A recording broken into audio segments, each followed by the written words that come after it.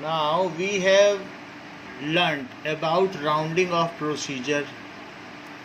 तो अब हम उसके आगे चलते हैं.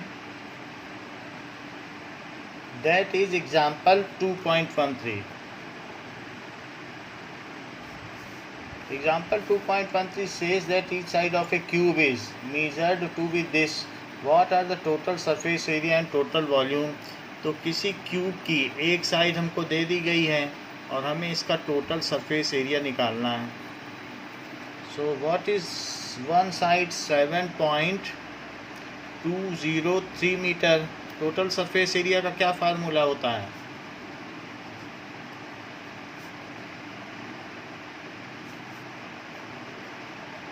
सिक्स ए स्क्वायर होगा कि नहीं, क्योंकि एक सरफेस कितनी होती है ए स्क्वायर. तो ऐसी कितनी सरफेसेस हैं?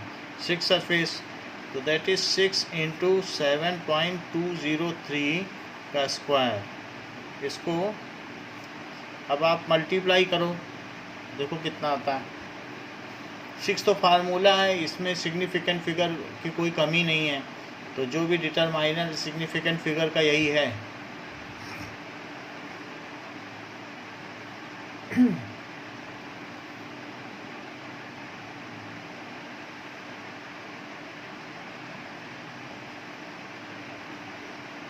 311.299.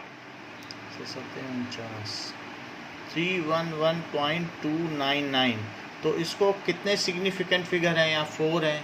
Now it is to be rounded off to be 4 significant figure. So final result is rounded off up to 4 significant figures. So it is, फिर ये किसके इक्वल हो जाएगा? राउंड ऑफ करो. 311.3 मीटर क्यूब. तो ये चीज़ हो गई. अब हमें वॉल्यूम ऑफ क्यूब चाहिए.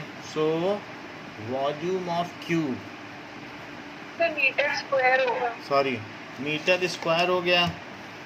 अब हमें वॉल्यूम चाहिए. तो इट इज़ ए क्यूब. तो 7.203 का 3 बार मल्टीप्लाई करो, देखो क्या आता है.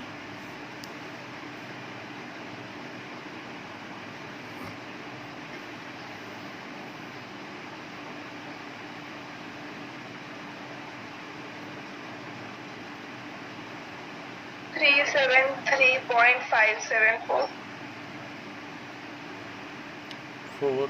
सो इट इज़ अगेन, क्योंकि इसका ईच डेटा जिसको 574, तो जो इसका ईच डेटा है 4 सिग्निफिकेंट फिगर तक है, तो इसको भी राउंडेड ऑफ कर दिया जाएगा. नाउ क्या वैल्यू हो जाएगी? 373.5 आया क्या? Yes, sir.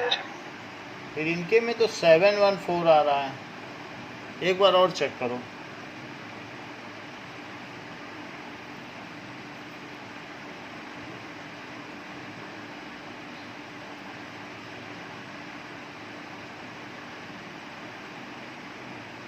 $373.714. तो 714 आ रहा है. तो 714, तो अब हम इसे 4 तक करेंगे. तो 373.7 मीटर क्यूब. तो ये हमें मल्टीप्लिकेशन के रूल के हिसाब से भी अलजेब्रा ऑफ मल्टीप्लिकेशन में, यानी कि कैसे हम सिग्निफिकेंट फिगर्स को कर्व करते हैं, कम करते हैं. So any value can not be precise more than the weakest link. तो उसी के हिसाब से चला जाता है. 5.74 gram of a substance occupies this. तो मास दिया है 5.74 ग्राम, जबकि उसका वॉल्यूम दिया है इट इज़ 1.2 सेंटीमीटर क्यूब. तो आपसे पूछा गया है density in accordance with significant figure, that is mass upon volume. So 5.74 और अपॉन 1.2 ग्राम पर सेंटीमीटर क्यूब. इसकी वैल्यू निकालिए.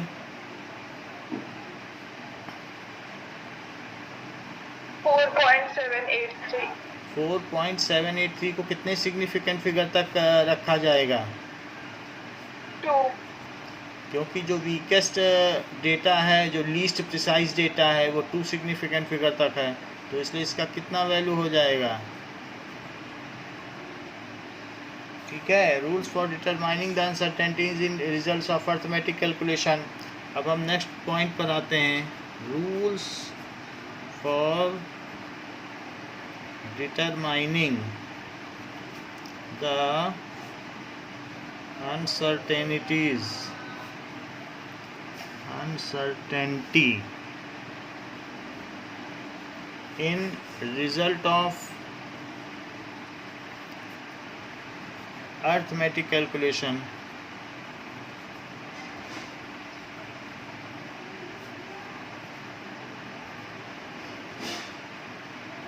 चलो, अब जैसे मान लीजिए आपको लेंथ और ब्रेथ दी है, वैसे तो मैंने इस तरीके के क्वेश्चन आपसे पहले करा लिए हैं, फिर भी बुक में दिया है तो उसको करते हैं।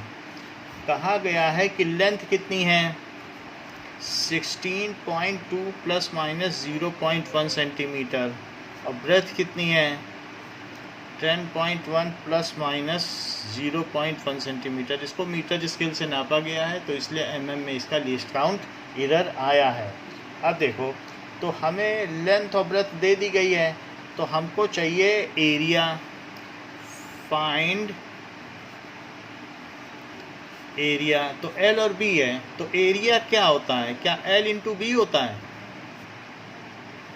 तो L और B में क्या करेंगे? 16.2 इंटू 10.1 कर दें, तो दिस इज इक्वल टू, बताओ कितना हुआ? ये भी 3 सिग्निफिकेंट फिगर तक रहेगा। 163.62। 163.62 को 3, अब ये 3 सिग्निफिकेंट फिगर तक हमको चाहिए। तो अब देखो, इसको क्या कर दें कि मल्टीप्लाई करना है, तो 3 सिग्निफिकेंट फिगर तक हम इसे करते हैं।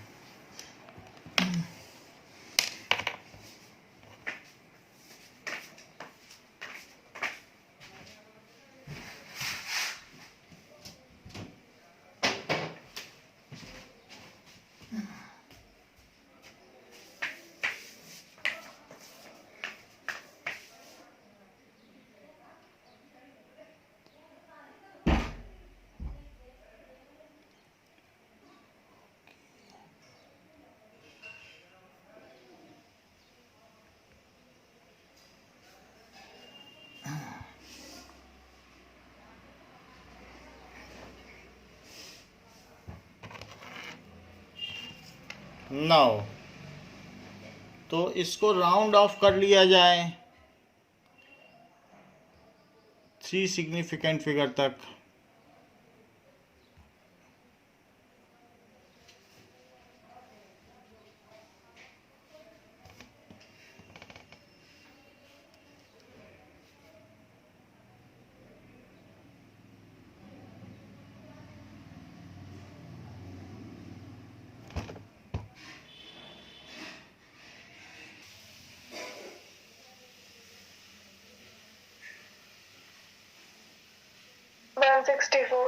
ठीक है, सो इट इज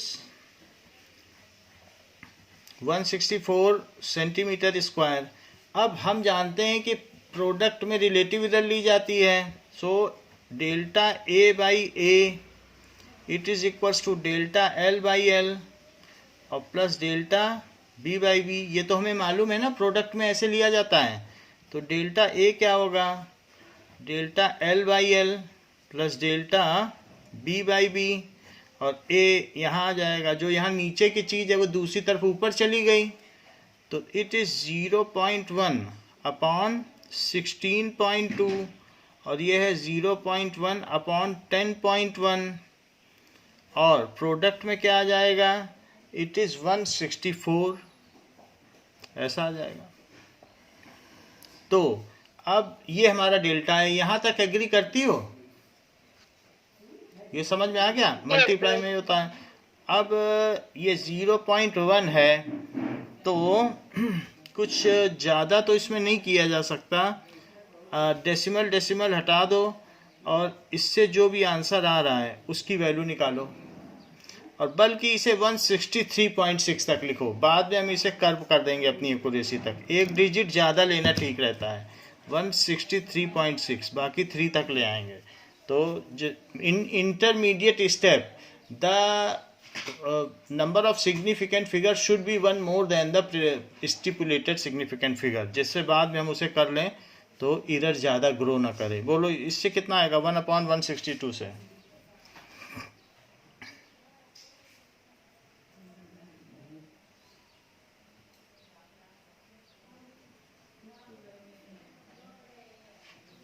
0.006. 0.00 और थोड़ा बताओ। 0.00 617. 617। Yes, sir. और दूसरे से क्या आएगा?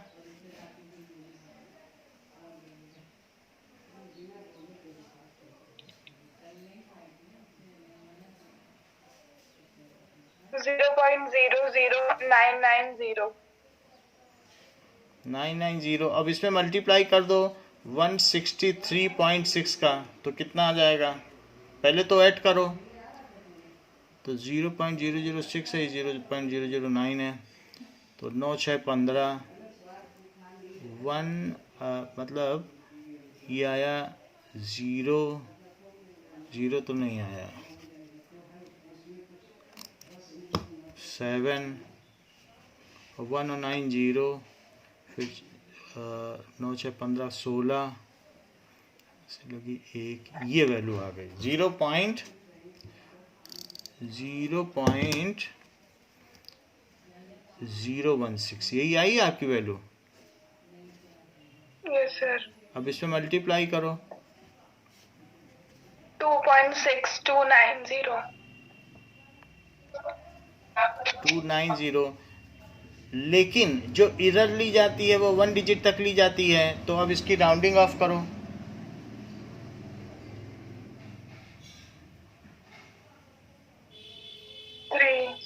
तो 3 हो गया।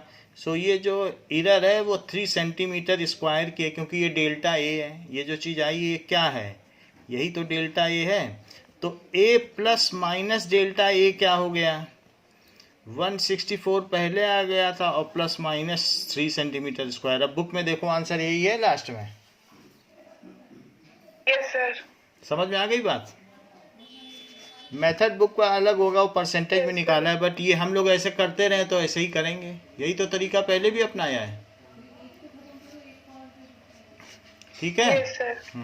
थोड़ा बहुत एक आध सिग्निफिकेंट फिगर आप कम भी ले सकती हो, हमने ज़्यादा एग्जैक्ट कराया है, क्योंकि 4 से 1 तक पहुंचने से अच्छा है कि कहीं कहीं 2 से 1 तक पहुंच जाओ। बहुत ज़्यादा हो तो 2 तक ले लो। अब देखो, जैसे कि अब इसका सेकंड देखें, तो सेकंड में क्या कह रहा है कि if a set of experimental data is specified to a significant figure, a result obtained in combining the data will also be valid to n significant figures। यानी कि अगर n significant figures तक है तो जो डेटा है वो भी n significant figures तक ही होगा।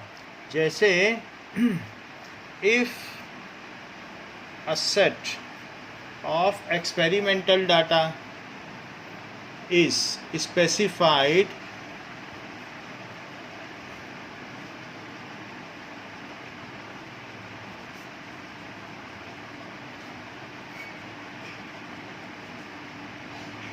up to n significant figures, then the result will also be valid. Then the result will also be valid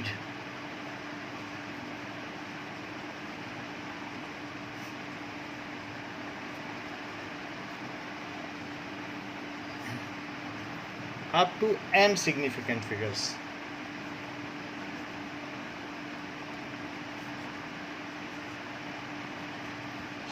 जैसे अगर हमें 12.9 में से 7.06 को सब्ट्रैक्ट करना है, तो सब्ट्रैक्ट करते समय क्या आ जाएगा? इट इज़ इक्वल्स टू 84 और ये कितना है 5, लेकिन ये डेसिमल के सेकंड डिजिट तक तो ये डेटा लिया नहीं गया है, क्योंकि ये मीटर स्केल से नापा गया है, ये वर्नियर स्केल से. So the data will only be confined to first decimal place. ये तो रूल हम पढ़ चुके हैं, ठीक है. So the final data will be taken up to, इसीलिए अप टू लिखा है, up to first decimal place. Decimal की अलजेब्रा तो पढ़ ही चुके हैं. तो ये कितना हो जाएगा 5.8 ग्राम, इतना हो जाएगा. अच्छा, थर्ड रूल देखो कि the relative error of a value of number specified to significant figure depends not only on n but also on the number of itself. जैसे मान लीजिए किसी ने 100 सेकंड नापे स्टॉप वॉच से, तो उसमें 1 सेकंड की एरर नापी तो इतने सेकंड हो गया. किसी ने 3 सेकंड नापे तो भी उसके में 1 सेकंड की एरर आई. दोनों ने अलग अलग मीज़र किया, तो बताओ किसके में एरर इक्वल है? दोनों में एरर इक्वल है कि अलग अलग है? बताइए. अलग है. नहीं, एरर एक ही है, एरर 1 सेकंड ही है, लेकिन अब रिलेटिव एरर की बात करोगी तब बदल जाएगी. तो यहाँ रिलेटिव एरर क्या है? It is delta A by A, तो इट इज़ 1/100. और यहाँ पर रिलेटिव एरर क्या हो जाएगी? It is equals to 1/3 delta A by A, so 1/3. तो अब इसमें 3 में ही 1 का प्लस और माइनस है. यहाँ तो थोड़ी क्वांटिटी नापोगी तो भी 1 सेकंड की एरर है, और अगर आपने 10 लाख सेकंड नापे उसी स्टॉप वॉच से तो भी 1 ही सेकंड की एरर आएगी. तो इस तरीके से as the true value increases, true value जितनी बढ़ती चली जाएगी तो उतनी एरर क्या होगी? रिलेटिव एरर तो कम होती चली जाएगी. तो रिलेटिव एरर ये यहाँ पे कितनी है बताओ? 0.3. सो इसलिए रिलेटिव एरर बढ़ गई. सो इसका मतलब क्या है? The relative error of a value of number, the relative error of a value of number specified to significant figures, specified to significant figures depends not only on, depends not only error but also the magnitude of true value. Simply लिखो, depends not only on error, सिर्फ error पे ही depend नहीं करती है, but also on magnitude of true value. तो ये बात हमने देख ली. अगर मान लो ट्रू वैल्यू बहुत बड़ी है तो रिलेटिव एरर कम होगी कि ज़्यादा? हाँ, ये बात सही है. सो इस केस में आप इसे परसेंटेज एरर में भी निकाल सकते हो, ये 1% आ जाएगी. और जबकि इसे निकालोगे तो कितने परसेंट आएगी? तो अगर मैं यहाँ डेल्टा ए निकालने बैठूँ तो 100 से मल्टीप्लाई हो जाएगा, तो कितने परसेंट आ जाएगी? 1%. और यहाँ पर डेल्टा ए कितना हो जाएगा? 30%. 100 से कर दो, बोलो है बात कि नहीं? सो अब अगर मान लें किसी डेटा को आपको रेसिप्रोकल करना है, so reciprocate 9.58 and again reciprocate the result and again reciprocate the value. दो बार रेसिप्रोकल करोगी तो यही आना चाहिए कि नहीं? एक बार पलटो और एक बार और पलटो, यही आना चाहिए कि नहीं? सो मान लो मैंने 1/9.58 किया, बताओ क्या रिजल्ट है?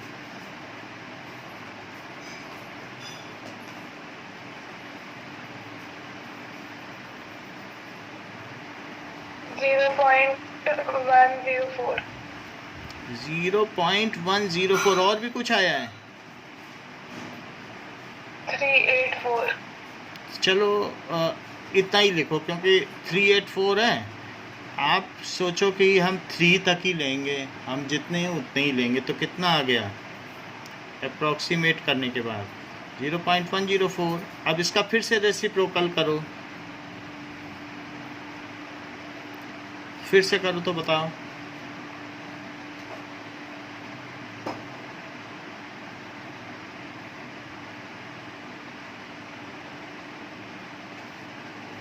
$9.615. 9.615. अब 5 से इसको अमेंड कर लो तो कितना आया? तो देखो वैल्यू कुछ और थी, आ कुछ और गई। तो हमने कहाँ गलती कर दी? यानी हमें इंटरमीडिएट स्टेज में एक सिग्निफिकेंट फिगर ज़्यादा लेना चाहिए था। यहाँ पर मुझे 4 तक लेना चाहिए था और फिर फाइनली हमें 3 करना चाहिए। सो इसलिए जब हम 1/9.58 कर रहे थे और 0.104384 आया था, तो मुझे 0.1044 तक लेना चाहिए था। तो फिर 4 तक राउंडिंग ऑफ करो तो 4 आ गया, ठीक? Yes, sir. और अब इसका रेसिप्रोकल करो जरा, तो कितना आएगा?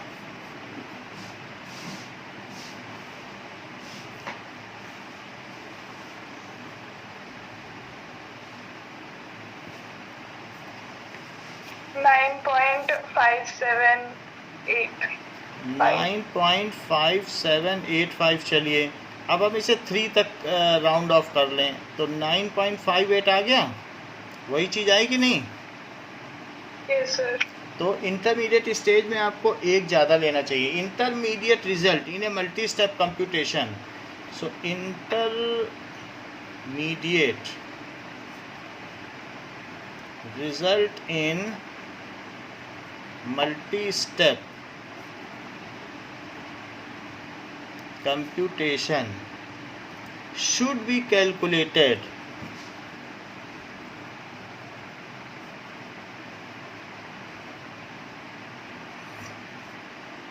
to one more significant figure.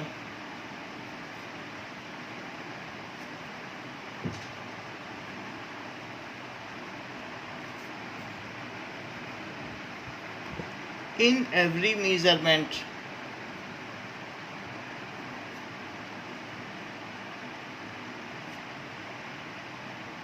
then the number of digits, then the number of digits in the least precise measurement, in the least, मान लो बहुत सारे नंबर हैं तो जो लीस्ट प्रिसाइज से एक ज़्यादा लेना है, लीस्ट प्रिसाइज मेजरमेंट। तो अगर किसी में लीस्ट प्रिसाइज जितने भी हों उससे एक ज़्यादा लेके आप कर लें तो उससे आपका सही रिजल्ट आ जाएगा।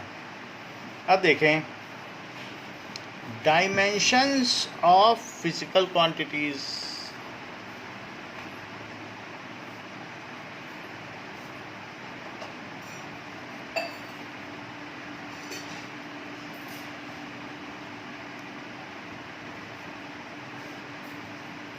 जैसे कि एरिया क्या होता है? So area is equals to length into breadth. So इसमें लेंथ की 2 डायमेंशन है। Area contains 2 dimensions of length, क्योंकि ये भी मीटर में ये भी मीटर में है। तो क्या कहा जा सकता है कि area contains 2 dimensions of length.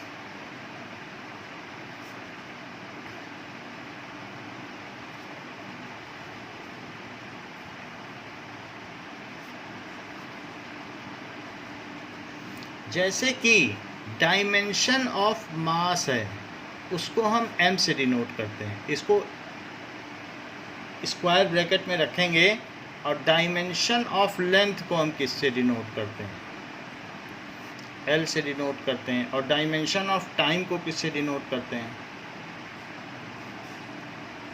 T से डिनोट करते हैं। इसी तरीके से डायमेंशन ऑफ इलेक्ट्रिक करंट को किससे डिनोट करते हैं, A से डिनोट करते हैं, और डायमेंशन ऑफ एब्सोल्यूट टेम्परेचर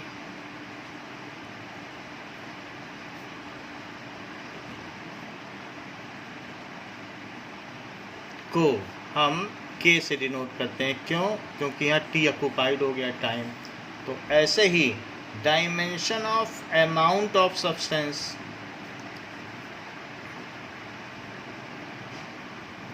ठीक है, इसको मोल से डिनोट करते हैं।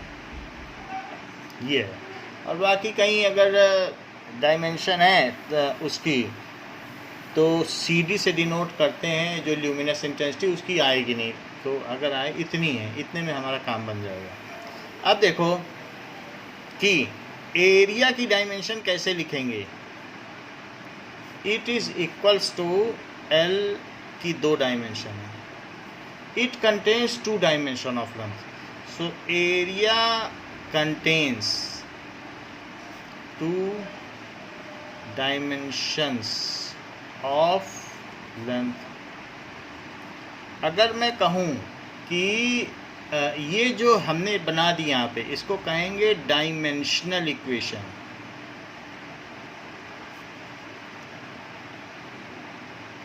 जब इक्वेट कर दें, dimension of area is equal to dimension of this, ऐसे भी लिखा जा सकता है कि एरिया में मास की कोई डायमेंशन नहीं है, L की 2 डायमेंशन है, टाइम की कोई डायमेंशन नहीं है, ऐसे भी लिख सकते हैं।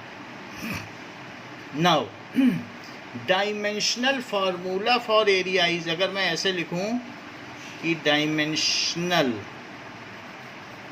फार्मूला फॉर, इक्वेट ना करूं, इट इज़ इक्वल्स टू, और इधर लिखूँ डायमेंशनल फार्मूला और इधर ऐसे लिख दूँ तो भी चलेगा, क्योंकि इक्वेट नहीं किया। ऐसे इक्वेट करोगे तो डायमेंशनल इक्वेशन, और सिंपली लिखोगे तो डायमेंशनल फार्मूला कहा जाएगा। अब जरा देखो, what does it mean dimension. The dimensions of a physical quantities are powers, the dimensions of physical quantities, physical quantity कोई भी डेंसिटी हो सकती है, वॉल्यूम हो सकता है, ये सब फिजिकल क्वांटिटी है। तो वो डिराइव्ड फिजिकल क्वांटिटी भी हो सकती है या फंडामेंटल फिजिकल क्वांटिटी भी हो सकती है। So physical quantity are powers या फिर exponents to which the base quantities are raised, to which the base quantities are raised।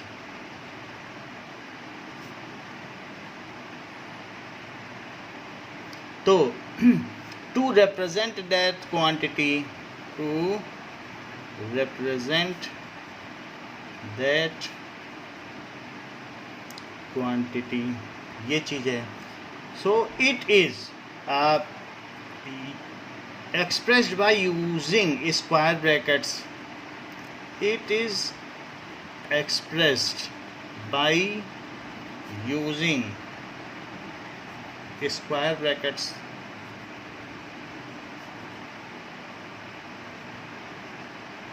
ऐसी चीज़ है। अब जरा देखो, मान लीजिए अगर मैं कहूँ कि वॉल्यूम की डायमेंशन, तो वॉल्यूम की डायमेंशन का जो डायमेंशनल इक्वेशन है वो क्या हो जाएगी,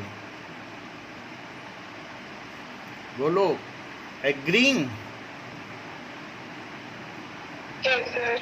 अच्छा, अगर मैं कहूँ कि वेलोसिटी की डायमेंशन क्या होगी, तो it is equals to dimension of distance upon dimension of time. Distance की डायमेंशन क्या होती है?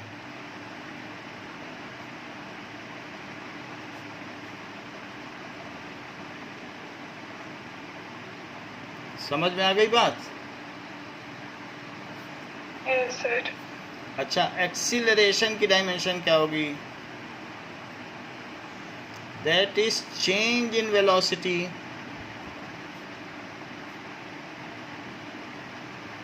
Upon time. दोनों तरफ ब्रेसेस लगाना, ये ना हो कि एक तरफ लगा दो। तो चेंज इन वेलोसिटी की क्या डायमेंशन होगी? एल टी माइनस वन, क्योंकि जो वेलोसिटी की होगी वही तो चेंज इन वेलोसिटी की भी होगी, मीटर पर सेकेंड। चेंज इन वेलोसिटी भी तो मीटर पर सेकेंड होगी। मीटर हुई लेंथ, सेकेंड हुआ टाइम, बोलो। Yes, sir. और टाइम की टाइम हुई तो बताओ क्या बन गई?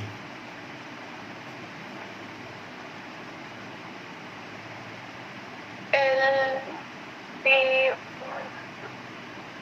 to the power -2. हाँ, ये भी लिख सकती हो। एम लगाना हो तो ऑप्शनल है, लगा भी सकती हो, नहीं भी। फोर्स की डायमेंशन क्या हुई? मास इनटू एक्सीलरेशन की मिला के डायमेंशन। तो मास की क्या डायमेंशन होती है? M और एक्सीलरेशन की? L T to the power -2. तो ये फोर्स की डायमेंशन हो गई। नाउ अब प्रेशर की डायमेंशन क्या होगी? Force upon Area. फोर्स की क्या डायमेंशन है? M L T to the power -2. Area की?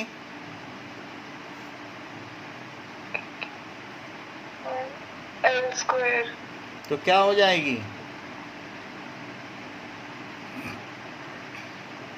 M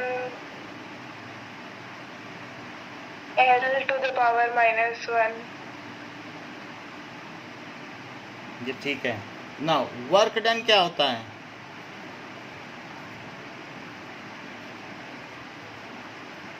Power in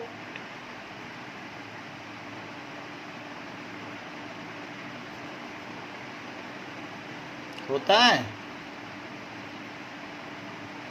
Yes, sir. Force की क्या डायमेंशन है?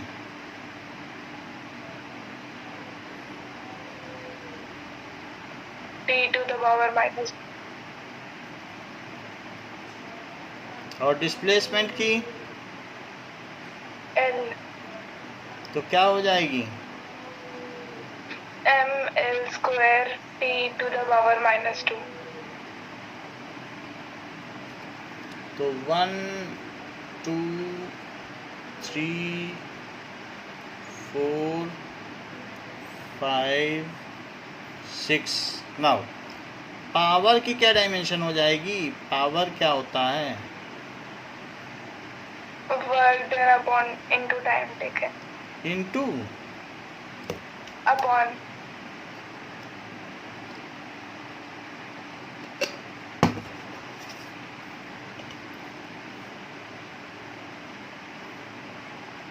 वर्क की क्या डायमेंशन है? M L square T to the power -2. और टाइम की टी तो बताओ क्या हो गई?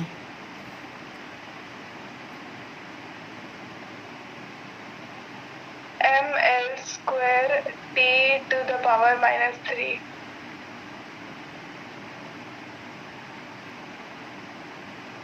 ये हो गया। अब देखो, तो ये हम लोगों ने कुछ निकाले। तो दैट इज अभी तक 7 हो गए। 8 देखो,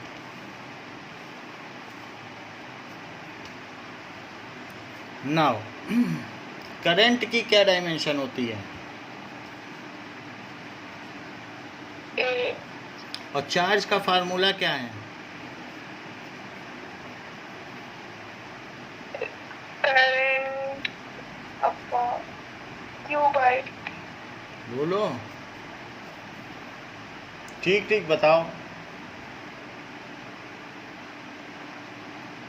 क्यू क्या होता है?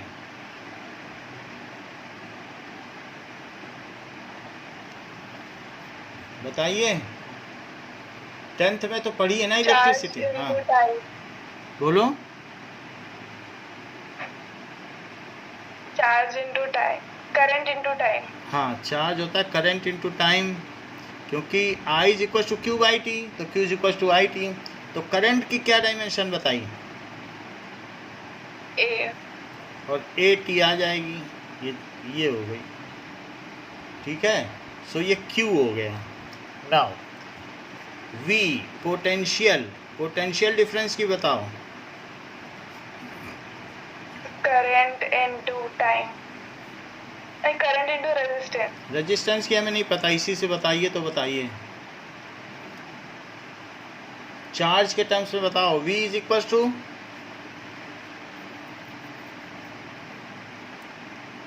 W बाई क्यू होता है कि नहीं? बोलो। Yes, sir.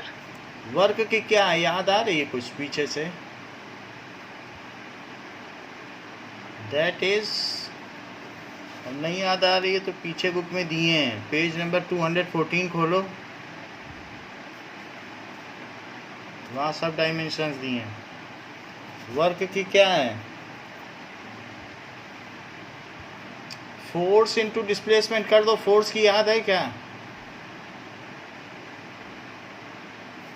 फोर्स की ना याद हो तो मास इनटू एक्सीलरेशन कर दो, तो फोर्स की याद आ जाएगी। फोर्स की याद आ जाए तो फोर्स इनटू डिस्टेंस कर दो। कुछ याद आ रही है? ml square t to the power minus 2. और चार्ज की AT. ए टी, तो क्या हो जाएगा?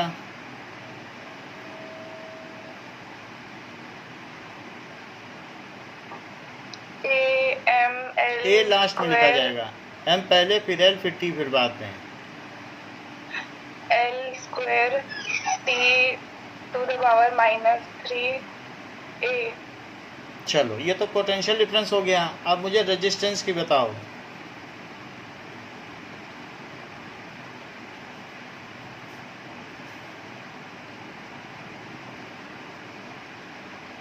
V. Potential difference upon current. मतलब पोटेंशियल डिफरेंस अपॉन करंट, वैसे ही लिखना पड़ेगा।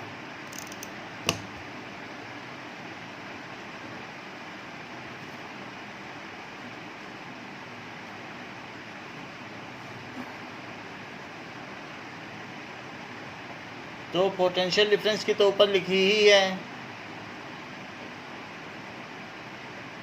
और करंट की क्या होती है?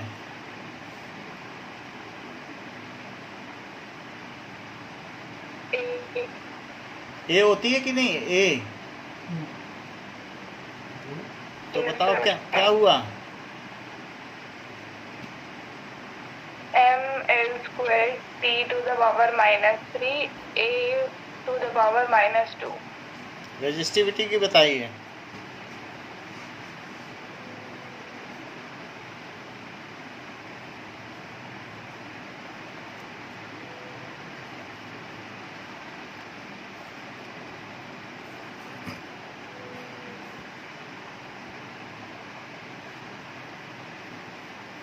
ठीक है, Resistance into area upon length.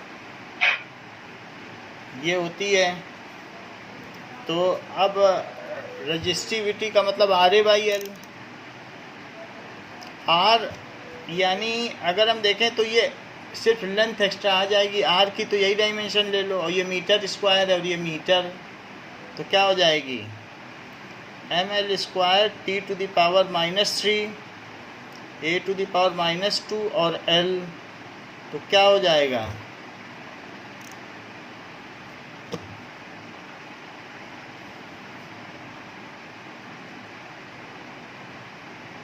यहाँ तक ठीक है?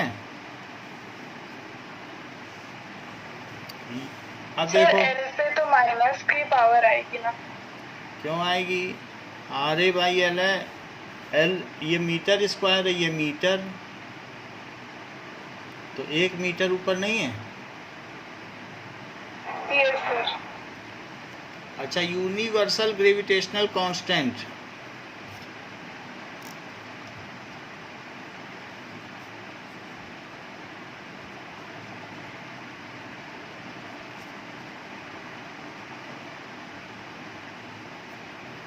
वैसे जो F होता है वो G m1 m2 by are square है, तो G क्या हो गया? F into R square by m1 m2, तो इन्हीं की डायमेंशन ले लो तो G की डायमेंशन बन जाएगी। तो F की डायमेंशन ले लेना, आर स्क्वायर की ले लेना और मास की ले लेना। तो F की क्या होती है?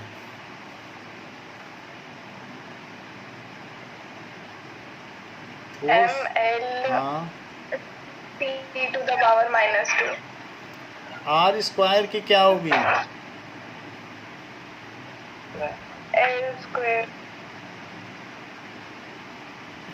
m1 m2 की क्या होगी? m square. क्या आ जाएगा? m to the power -1 L cube t to the power -2। ठीक है। मोमेंटम की बताइए, मोमेंटम का क्या फार्मूला होता है? Mass into velocity. Mass into velocity, तो दोनों की डायमेंशन बता दीजिए। मास m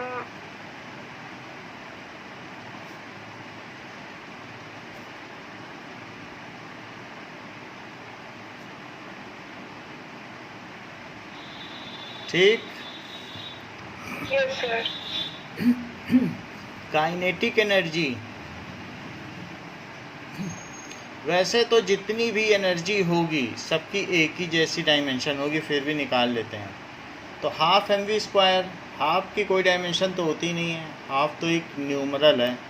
सो m मास की ली जाएगी और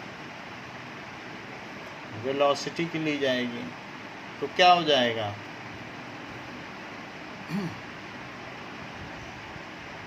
m into l to the power -t l चलो स्क्वायर। ऐसे कर लिया, ठीक कह रही थी वैसे। L2 t to the power -2 हुआ, ये वही आई जो पहले आई थी, वर्क की जो आई थी वही आई। वर्क की आई थी, याद आ रही है? Force into displacement. Potential energy के लिए क्या करोगी? mgh।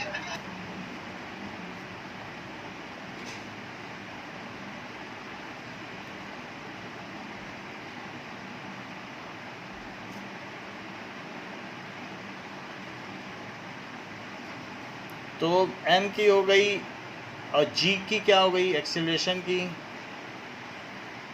और हाइट की क्या हो गई? तो क्या हो जाएगा?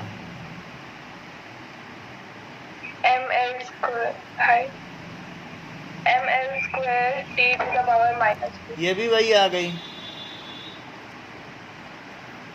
ठीक है। अब देखो कि प्लेन एंगल का क्या डायमेंशन होगा?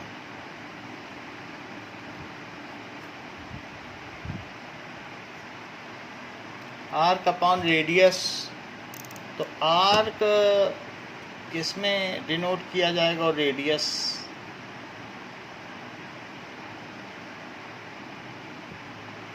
ये भी एल में और ये भी एल में, तो तो इसलिए इसकी जो डायमेंशन होगी वो ब्लैंक रखी जाएगी। Plane angle is dimensionless quantity.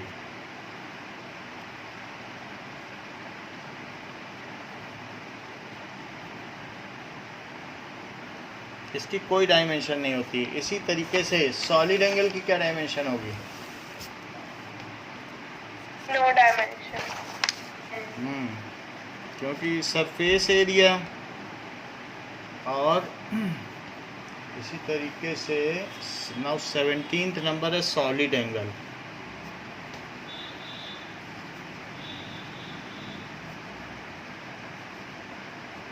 इधर भी लगाना है स्क्वायर ब्रेसेस।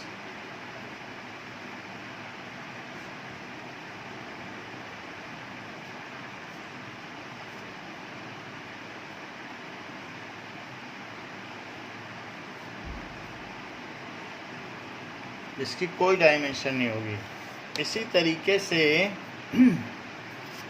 जैसे साइन थीटा की क्या डायमेंशन होगी? तो साइन थीटा क्या होता है? परपेंडिकुलर अपॉन, तो क्या ये सब लेंथ ही नहीं है? Yes sir. तो इसलिए इनकी भी कोई डायमेंशन नहीं होगी। Trigonometric ratios do not have any dimensions.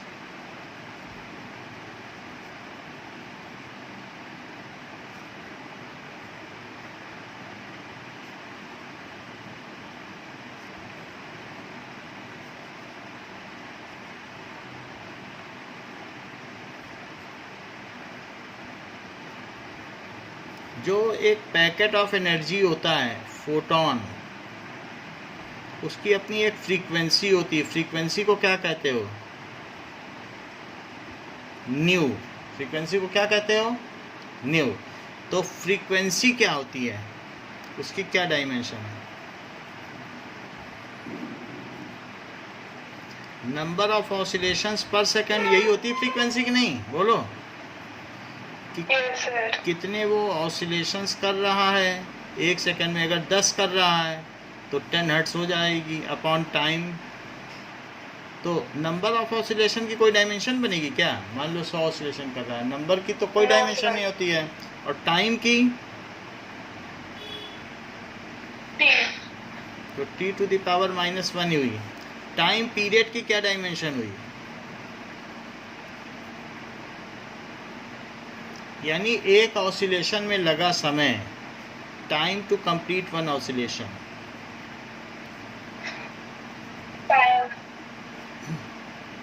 One oscillation, so it is t ना, टाइम का t हो गया। वेव लेंथ की क्या डायमेंशन हुई?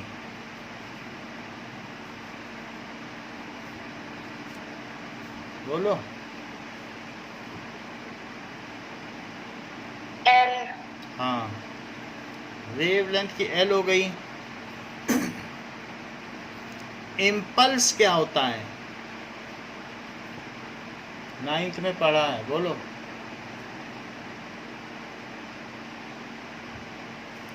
फोर्स क्या होता है? Change in momentum upon time. Rate of change of momentum को फोर्स कहते हैं। तो डेल्टा पी को क्या कहते हैं? F इंटू टी, यही है इम्पल्स। चेंज इन मोमेंटम को इम्पल्स कहते हैं। Impulse is equal to change in momentum, या तो चेंज इन मोमेंटम से भी निकाल सकती हो mv से, और नहीं तो फोर्स इनटू टाइम से भी निकाल सकती हो। हमने दोनों फार्मूले बता दिए।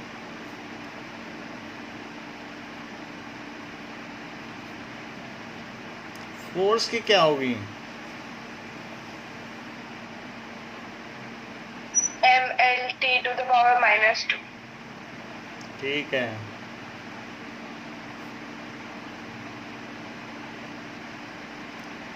तो ये इम्पल्स हो गया। अब जरा देखो, ये जो फोटोन है और इसकी एक फ्रीक्वेंसी है, तो इसमें कुछ एनर्जी होगी। तो ये प्लांक ने बताया था। प्लांक ने बताया था इस फोटोन में जो एनर्जी होगी that is proportional to frequency energy of photon, energy of photon. Second chapter पढ़ ही रहे हैं केमिस्ट्री का, तो आ ही जाएगा। सो उन्होंने कहा कि वो फ्रीक्वेंसी ज़्यादा तेज़ी से वाइब्रेट करेगा तो उसमें एनर्जी ज़्यादा होगी, और अगर हल्का हल्का कर रहा है तो कहाँ एनर्जी हुई। तो it is equal to H nu. ये फार्मूला कहलाता है प्लांक क्वांटम थ्योरी। इसको क्या कहते हैं? Planck's quantum. क्वांटम का मतलब है पैकेट, की एनर्जी का पैकेट है। लाइट और कुछ नहीं है बल्कि एक एनर्जी का पैकेट है। तो प्लांक्स क्वांटम थ्योरी, और इसको कहते हैं प्लांक्स कांस्टेंट।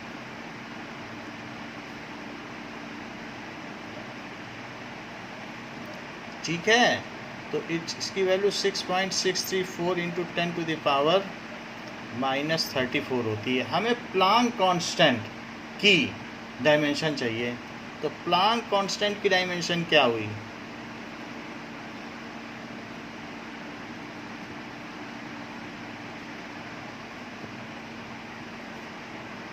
बताएं। एनर्जी अपॉन फ्रीक्वेंसी हुई कि नहीं? यहाँ से देखो, अगर आपको फ्रीक्वेंसी पता है किसी चीज़ की, उसमें इस चीज़ से मल्टीप्लाई कर दो, उस पैकेट की एनर्जी आ जाएगी कि उस लाइट के पैकेट की क्या एनर्जी है। तो अब आप इसकी एनर्जी की मुझे डायमेंशन बताएं तो काम बन जाए। mT² t to the power -2 mL²। और फ्रीक्वेंसी की क्या होती है? t to the power -1। तो क्या आ जाएगा?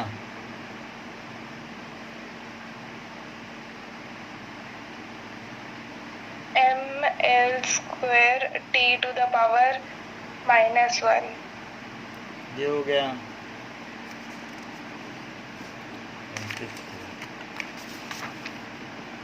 Now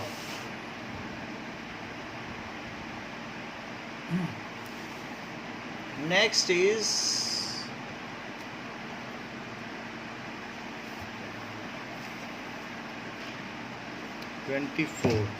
okay. अब देखिए कि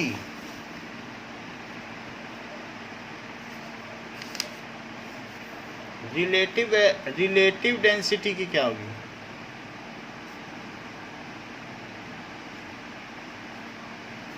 that is density of substance और अपॉन डेंसिटी ऑफ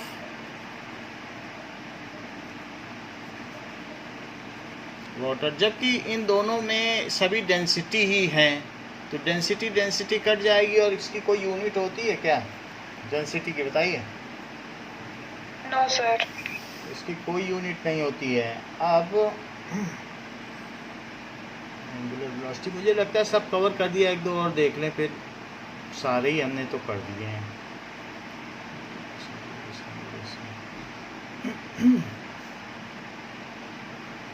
इसलिए मान लो एफिशिएंसी की यूनिट, अगर आपके पास एक फ़ैन है और फैन ने काम किया, तो फैन क्या कर रहा है? सप्लाई से, मेन सप्लाई से इसने 100 जूल एनर्जी ली और आपको हवा फेंक के दी 90 जूल। तो इसकी एफिशिएंसी है इनपुट एनर्जी और ये आउटपुट एनर्जी। तो दैट इज इक्वल्स टू और into 100। So output energy efficiency क्या होती है? Output energy upon input energy into 100। ये एफिशिएंसी का फार्मूला होता है। तो 90% एफिशिएंसी मानी जाएगी कि नहीं? 90/100 इंटू 100 कर दो, तो ये फैन कितना एफिशिएंट माना जाएगा बताओ? 90%। अच्छा, जो आउटपुट एनर्जी है या इनपुट एनर्जी है वो सारी की सारी तो एनर्जी ही है mL2T⁻²। इसलिए इसका कोई भी यूनिट नहीं होगा, ये यूनिटलेस क्वांटिटी होगी। Okay, power of lens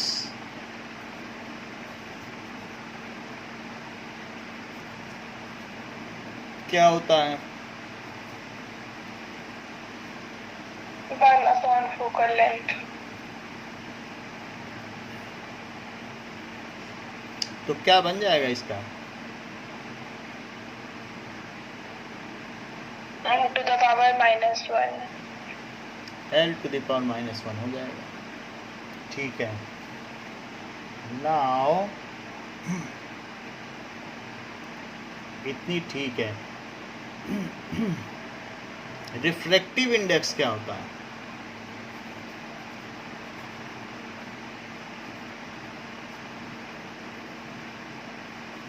that is speed of light in vacuum upon speed of light in medium।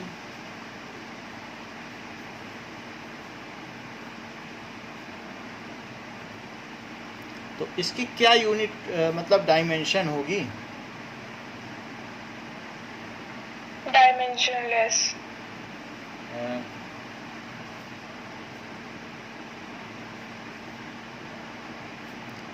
तो फिर ऐसी बात में आप बता दीजिए आवागाड्रो कांस्टेंट की क्या डायमेंशन होगी?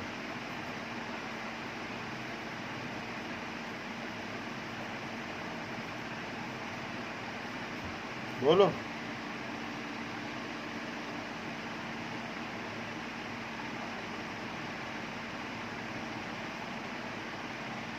Any idea? एंटिटीज पर मोल। हाँ, तो एंटिटीज कुछ नहीं होती है, बस नंबर ऑफ पार्टिकल्स की कोई डायमेंशन थोड़ी होती है। पर मोल हुई इसकी dimension. Mole to the power -1।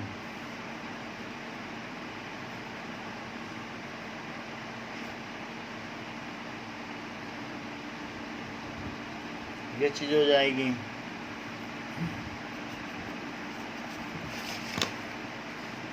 Okay, now magnification की क्या डायमेंशन हुई?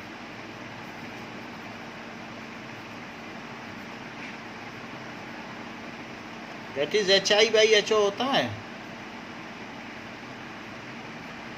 Yes sir. तो क्या हो जाएगी? डायमेंशनलेस। ये डायमेंशनलेस हो गई। ओके, आपने लगभग सभी डायमेंशन सीख ली हैं। Now we will come to definition of, जो डायमेंशंस हैं उनकी डेफिनीशंस पढ़ेंगे।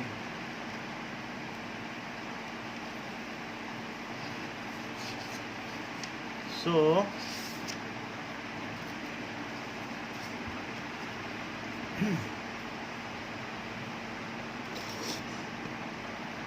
what does it mean by dimension? Dimension क्या होती है?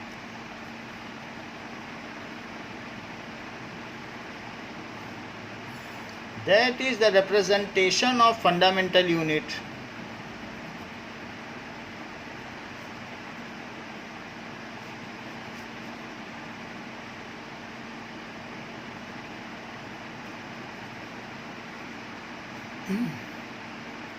of length, mass, time, etc. ठीक है, in capital letters.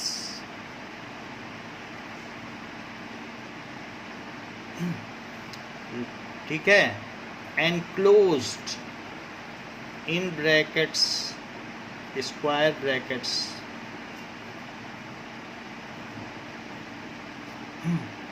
as ML T is called dimension. It shows that any physical quantity includes what fundamental physical quantity and up to what exponent? It shows, ये क्या बताता है? Any derived quantity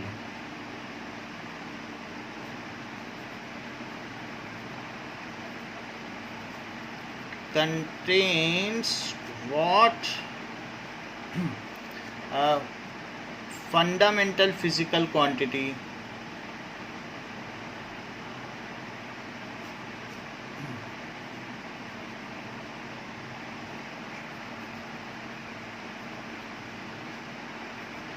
and up to what exponents?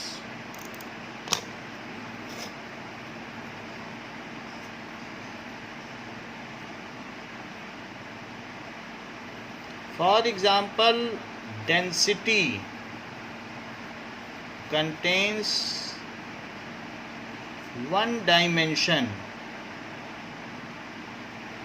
of mass and 3 dimension of length. Negative नहीं लिखा जाएगा, वैसे तो volume नीचे आता है बट निगेटिव नहीं लिखा जाएगा, वो लिखते समय लिखा जाएगा.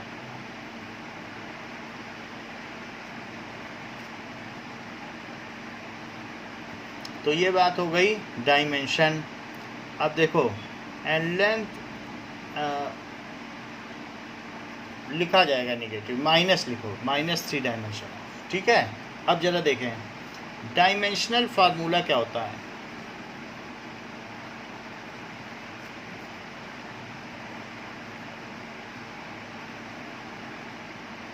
So what is dimensional formula? The dimensional formula is defined as the expression. So dimensional formula क्या है? It is defined as expression that gives the fundamental unit of mass, length and time, gives the dimensions of mass, length and time raised to required exponents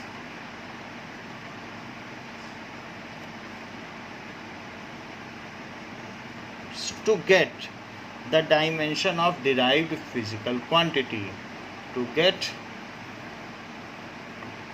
dimensions of derived physical quantity. For example, dimensional formula of density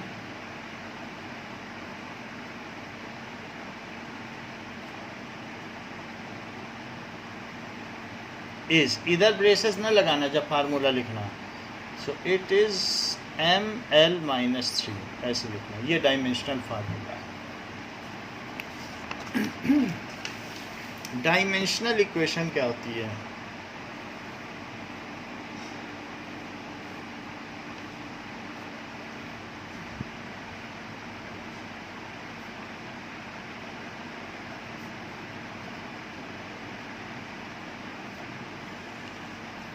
So the equation obtained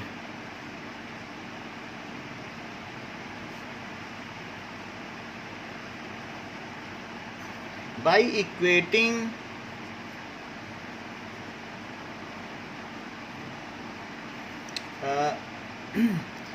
physical quantity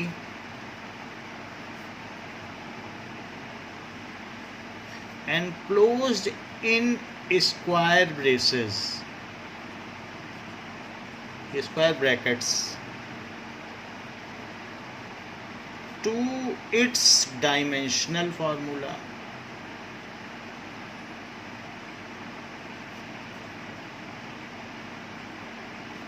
जैसे कि अगर मैं ये लिख दूं तो ये बन जाएगी डायमेंशनल इक्वेशन. किसी भी फिज़िकल क्वांटिटी को अगर हम इस तरीके से लिख दें तो वो उसकी डायमेंशनल इक्वेशन कही जाएगी. आगे देखो dimensional variables,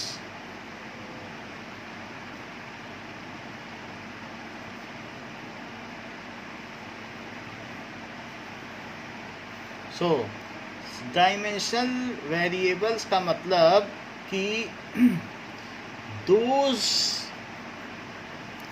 physical quantities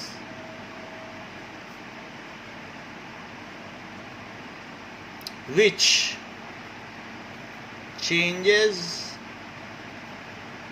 with time and place, उसको डायमेंशनल वेरिएबल कहते हैं। जैसे अगर कहा जाए कि dimensions of velocity, force and momentum, force बदलता रहता है, ऑफ वेलोसिटी बदलती रहती है, फोर्स मोमेंटम ये बदल सकता है, किसी किसी केस में बदल सकता है। और डायमेंशन लेस वेरिएबल, क्या ऐसे भी वेरिएबल हैं जो बदलते तो रहें लेकिन डायमेंशन ना हो?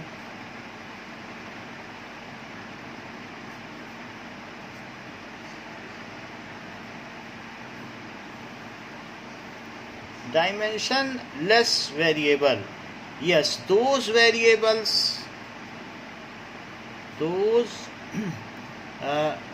variable physical quantities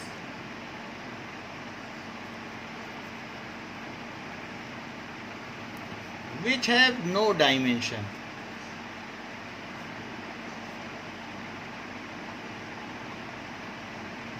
एग्जाम्पल है रिलेटिव डेंसिटी।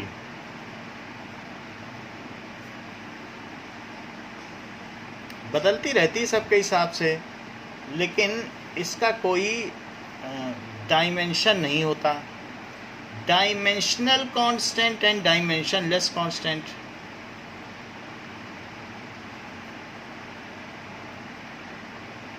ऐसे कुछ कांस्टेंट जिनमें डायमेंशन हो, जैसे G universal gravitational constant. So those constants which have dimensions,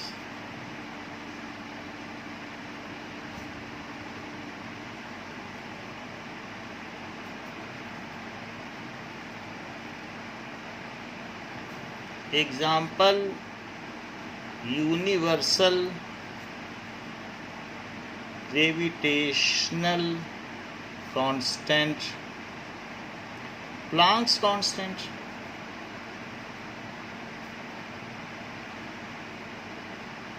कुछ ऐसे भी होते हैं जो डायमेंशन लेस कांस्टेंट होते हैं।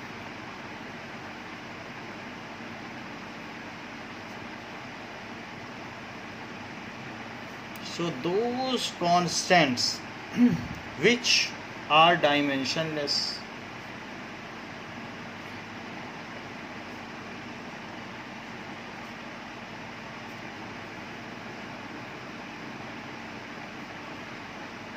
for example t is equals to 2 pi root L by G. Here 2 pi is